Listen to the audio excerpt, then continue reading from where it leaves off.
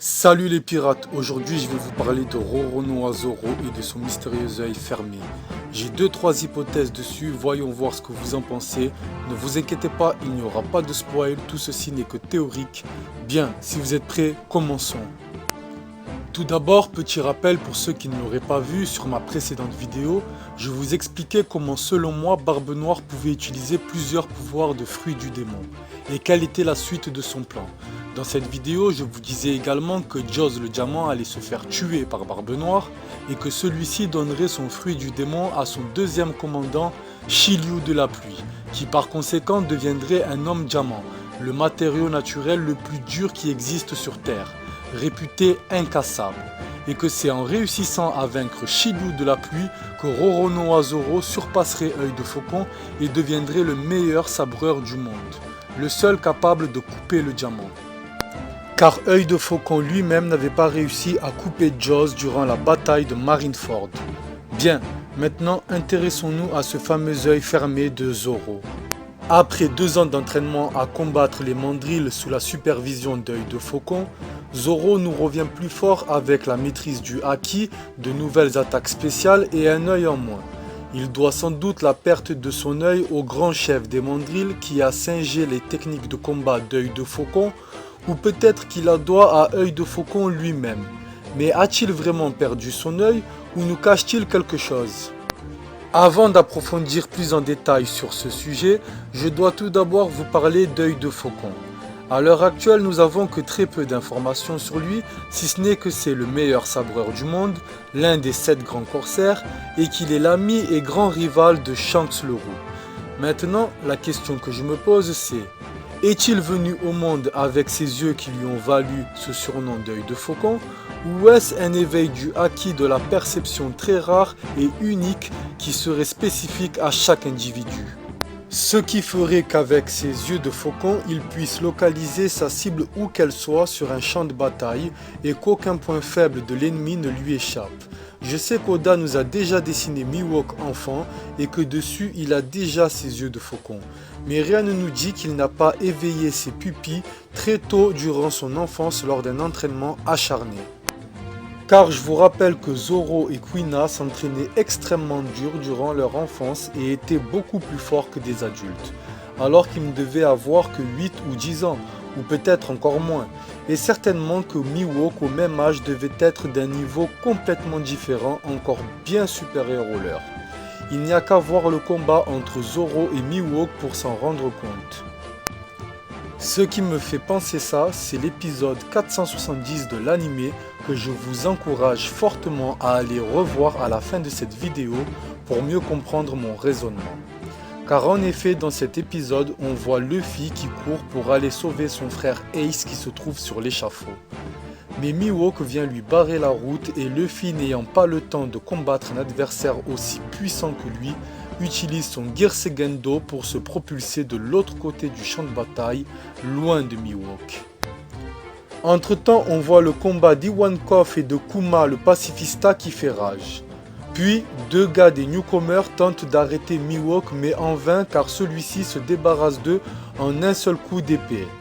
Puis, d'un regard perçant où on nous montre bien la pupille de Mihawk en gros plan, celui-ci localise Luffy qui se trouve de l'autre côté du champ de bataille et lance son attaque que Luffy évite in extremis. Puis Jinbei vient s'interposer pour arrêter Mihawk, mais même lui se fait éjecter dans les airs par Œil de Faucon. Une fois débarrassé de Jinbei, Mihawk se propulse dans les airs pour redescendre s'abattre en piqué sur Luffy qui, une fois de plus, esquivera l'attaque in extremis. Puis Luffy tente de riposter avec son Gum Gum Bazooka, mais en regardant la pupille de Mihawk, il voit clairement que celui-ci va lui trancher les mains s'il lance son attaque. C'est comme si en regardant dans ses yeux, Mihawk avait montré à Luffy ce qu'il attendait s'il attaquait. Je vous encourage vraiment à aller revoir cet épisode 470 pour me dire ce que vous en pensez, car si effectivement les pupilles de Mihawk sont bien un éveil du haki perceptif hors du commun, on pourrait s'attendre à la même chose concernant le fameux œil fermé de Zoro. Et dans ce cas-là, il y aurait plusieurs niveaux de perception. Mihawk, lui, a l'œil de faucon qui a une vue de 2,5 fois supérieure à celle de l'homme. Ainsi, un faucon peut discerner un objet de 2 mm alors qu'il se trouve à 18 mètres de hauteur. Et si on reste dans la logique que Zoro est destiné à surpasser Mihawk, il devrait s'être éveillé à l'œil de l'aigle royal, le souverain des airs et le roi des oiseaux, dont la vue est 8 fois supérieure à celle de l'homme, et un aigle royal peut discerner un objet de 16 cm alors qu'il se trouve à 1500 mètres de hauteur. C'est un vrai télescope. Ceci est ma première hypothèse concernant l'œil de Zoro. Après, il est possible que Oda n'ait pas appelé ça l'œil de l'aigle royal et qu'il a préféré partir dans un tout autre registre bien différent de celui d'œil de faucon. Ce qui m'amène à l'épisode 261 de l'anime où Luffy, Zoro, Chopper et Nami sont à bord du Rocketman en compagnie de la Franky Family et des artisans de la Galela. Ils sont en route pour rattraper le train des mers qui se rend à Enies Lobby avec à son bord Robin, Franky, Sanji, Sniper King et les hommes du CP9. En chemin, le groupe de Luffy et Zoro tombe nez à nez sur le capitaine T-Bone de la marine, qui est bien décidé à les arrêter, mais malheureusement pour lui, Zoro ne lui laisse aucune chance et le termine en 2 attaques, dont l'une d'elles s'appelle les cornes du démon. Et durant cette attaque, on voit Zoro avec un œil de démon et bizarrement, c'est l'œil qui est fermé 2 ans plus tard. Étrange coïncidence, vous ne trouvez pas? Ce qui m'amène maintenant à l'épisode 613 de l'anime où Tashigi en mauvaise posture face à Monet est sur le point de se faire battre, jusqu'à ce que Zoro intervienne et traumatise littéralement Monet d'une seule attaque, la fureur du dragon. Cette scène nous montre la puissante force d'intimidation de Zoro qui cloue Monet au sol. Et durant cette attaque, on peut voir que la pupille de Zoro change à nouveau. Après, je me doute bien qu'il y ait de fortes chances pour que ce soit de simples effets d'animation pour rendre l'attaque plus cool et nous montrer à quel point il est puissant. Mais sait-on jamais? Bien, et pour ma dernière hypothèse, ce serait que Zoro ait tout simplement perdu son œil, tout comme Guts du manga Berserk, ni plus ni moins. Bien, et vous, de ces 4 hypothèses, que pensez-vous que Zoro nous cache? L'œil de l'aigle royal, l'œil du démon, l'œil du dragon, ou rien du tout, il a tout simplement perdu son œil, ni plus ni moins. Bien, avant d'en finir avec Zoro, j'aimerais vous parler de son légendaire sens de l'orientation. Pour moi, il y a quelque chose là-dessous. Ce n'est pas possible, même dans un manga, de se perdre tout le temps comme ça. Ce n'est pas humain, ça défie toutes les lois de la débilité et il y a des limites à être con. Le gars, tu lui dis juste de faire un tout droit, il se perd. C'est pas possible. Même un enfant de 4 ans ne se perd pas quand tu lui dis d'aller tout droit. Ce n'est pas possible.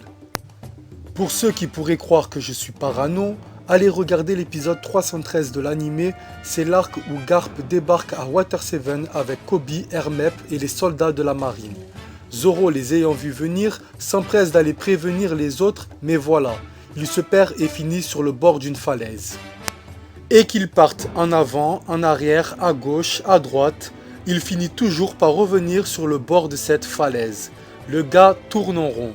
Impossible pour lui de retrouver son chemin, c'est finalement 2 petits garçons qui le raccompagneront auprès de ses compagnons. Et c'est la même chose à Dressrosa et partout où il va. Il se perd tout le temps. Et même si tu marches à ses côtés, si tu ne fais pas attention à lui, il se perd. Pour moi, ça cache quelque chose. Bon ben voilà les pirates, cette théorie sur l'œil de Zoro est terminée. Dites-moi ce que vous en avez pensé, si ça vous semble probable ou complètement à côté de la plaque. Pour les petits moussaillons qui viennent de tomber sur notre équipage avec cette vidéo, sachez que j'ai fait une autre vidéo qui parle de Barbe Noire où j'explique comment selon moi il peut utiliser plusieurs pouvoirs de fruits du démon et quelle était la suite de son plan. Va voir si tu veux comprendre, le lien est dans la description de la vidéo. Moi, c'est Hidetora Tojo, le capitaine des pirates du Nouveau Monde. Si tu veux faire partie de l'équipage, abonne-toi. Si tu fais partie des pirates alliés, like et partage. Et si tu fais partie de la marine, t'inquiète, je comprendrai en voyant les pouces rouges. Attention, avis à tout l'équipage, La prochaine vidéo sera monstrueuse avec des révélations choquantes. Préparez-vous bien, pirates!